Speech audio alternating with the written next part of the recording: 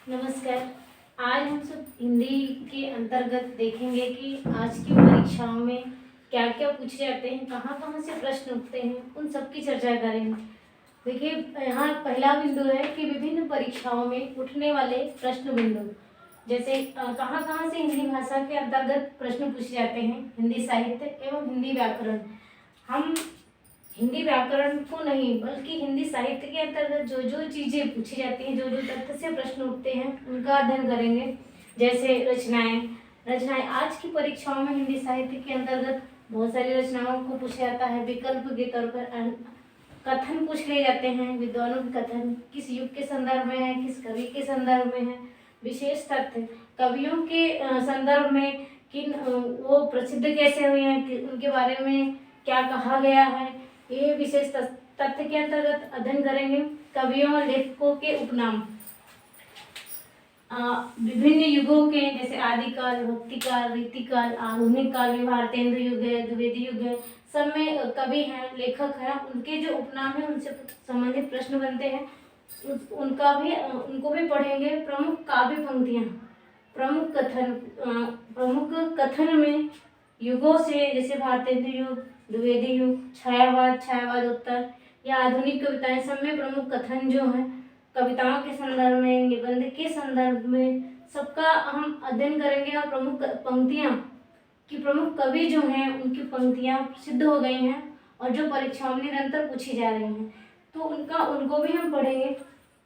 पत्र पत्रिकाएं, इनसे भी प्रश्न उठते हैं, तो इनका भी हम अच्छे से अध्ययन करेंगे। ये सब बिंदु के अंतर्गत है जिनको हम अच्छे से पढ़ेंगे। इनको हम निम्नलिखित बिंदुओं को, इन सभी को हम निम्नलिखित बिंदुओं के अंतर्गत देखेंगे। जैसे हिंदी साहित्य एवं इसके भेद प्रबोधों पर चर्चा।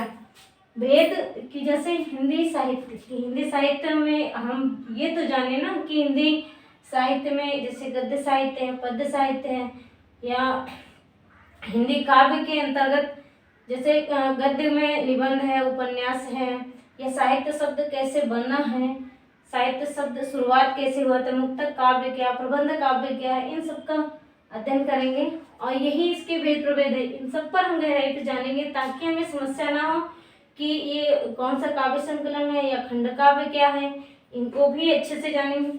हिंदी साहित्य का काल विभाजन, कि जब हम काल विभाजन को जान जाएंगे कि इनका समय कहाँ से कब तक है, इसके अंतर्गत आने वाले कौन कौन से कवि हैं, कौन से लेखक हैं, तो काल विभाजन के अंतर्गत इसको हम अच्छे से अध्ययन। सही समय क्या है, नामकरण, उसका नाम कैसे रखा गया है, आदिकाल को आदिकाल किसने कहा, जैसे भक्तिकाल को भक्तिकाल या स्वर्णकाल किसने कहा, ऐसे ही रीतिकाल को श्रृंगार काल किसने कहा, अलंकृत काल किसे कहा, और उनकी जो प्रमुख विशेषताएं हैं उनको भी अध्ययन करें, जो बड़ी परीक्षाओं से लेकर, छोटी परीक्षाओं से लेकर बड़ी परीक्षाओं में भी पूछी जाती हैं।